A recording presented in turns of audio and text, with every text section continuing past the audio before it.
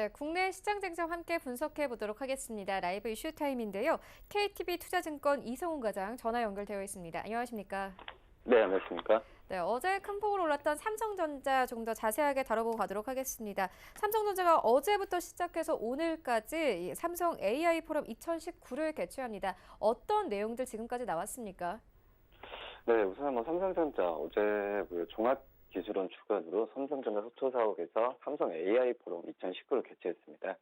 이번 행사는 세계적으로 저명한 AI 석학들의 강연이 마련되면서 AI 전문가, 교수와 학생 총 1,700명이 참석할 것으로 참석한 그런 상황인데요.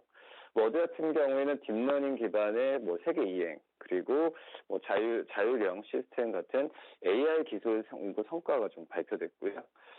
우선 지금 삼성전자 종합기술원 몬트리올 AI 랩장인 몬트리올 대학교 사이먼 라코스테 줄리안 교수도 연사로 좀 참여했습니다. 오늘부터는 이제 삼성 리서치 주관으로 삼성전자 서울 R&D 캠퍼스에서 행사가 진행될 예정인데요. 행사 첫날 오늘 같은 경우에는 이 온 디바이스 AI 통역 기술이 시연됩니다. 이 온 디바이스 AI 같은 경우에는 서버를 거치지 않고 기계 자체에서 AI 기능을 수행하는 기술이라고 볼 수 있겠는데요. 서버에서 데이터를 처리하는 클라우드 방식의 AI보다 개인화된 정보를 처리하는 데 유리하고 네트워크와 연결되지 않아도 언제든 이용할 수 있다는 이점 때문에 많이 주목을 받고 있는 그런 기술이라고 좀 볼 수 있겠습니다. 이 온 디바이스 AI 통역 기술 같은 경우에는 이 네트워크 환경이 불안한 해외에서 어떤 통역 서비스를 원활히 쓸 수 있다는 장점이 있다라고 좀 볼 수 있겠고요. 우선 오늘 언어 처리 순환 신경막 모델이나 이런 대규모 자기 시각 학습 학폭 같은 기존 연설 등이 소개되면서 이거에 대한 시장에서의 이거에서 관심이 많은 산업이니만큼 시장에서 많이 주목을 많이 하고 있다라고 좀 볼 수 있겠고요. 미국 워싱턴 대학교 노아 스미스 교수와 카네기 멜론 대학교 어피나부 구타 교수와 기조 연설이 지금 예정이 좀 돼 있는 상태고, 또 오후에는 비전과 이미지, 또 그리고 이 온디바이스 3월 인터넷과 소설의 두 가지 주제에 대해서 강연이 좀 있다라고 좀 볼 수 있겠습니다. 지금 시장 이번 행사에서는 이런 석학들의 강연 외에도 AI 분야 글로벌 주요 학회에서 선정된 국내 대학과 대학원의 우수 논문을 선별하면서 전시하는 이 포스터 시스템도 마련됐다라고 볼 수 있겠고요. 지금 현재 봤을 때도 이 온디바이스와 또 사물 인터넷 소셜 트랙에서는 이 모바일 인베드 기기와 또 온 디바이스 컴퓨터를 위해서 극복해야 딥러닝 기술과 선보인다라고 좀 볼 수 있겠고요. 최근에 좀 관심이 많죠. 이 5G와 또 사물 인터넷 무선 시스템의 문제를 해결하기 위한 딥러닝 기반 추론에 대한 얘기도 나올 가능성도 크지 않을까 판단이 됩니다.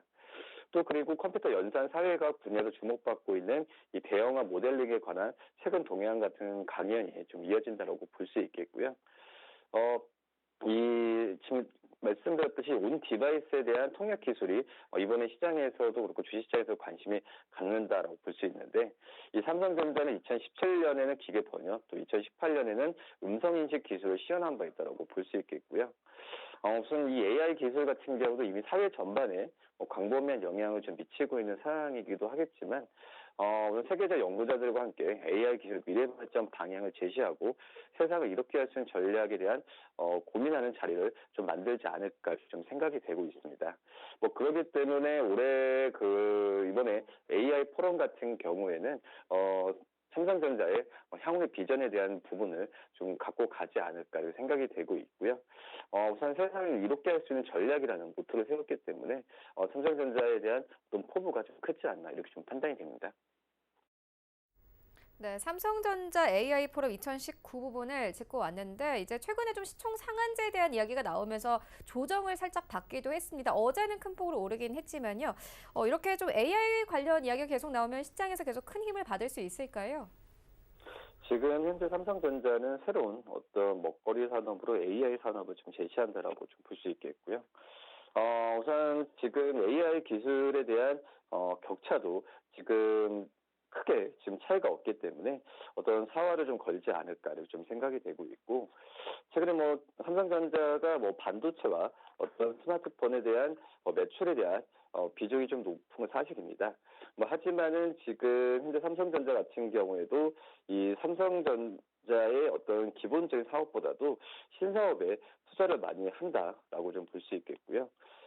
목표 주가도 최근에 좀 삼성전자가 상향되는 이유가 물론 이제 반도체 디램가의 상승이라고 좀 볼 수 있겠지만은 이 신사업에 대한 중장기적인 매출의 중장기적인 매출의 증가 속도도 이 부분을 좀 커버하지 않을까 이렇게 좀 판단이 되고 있습니다.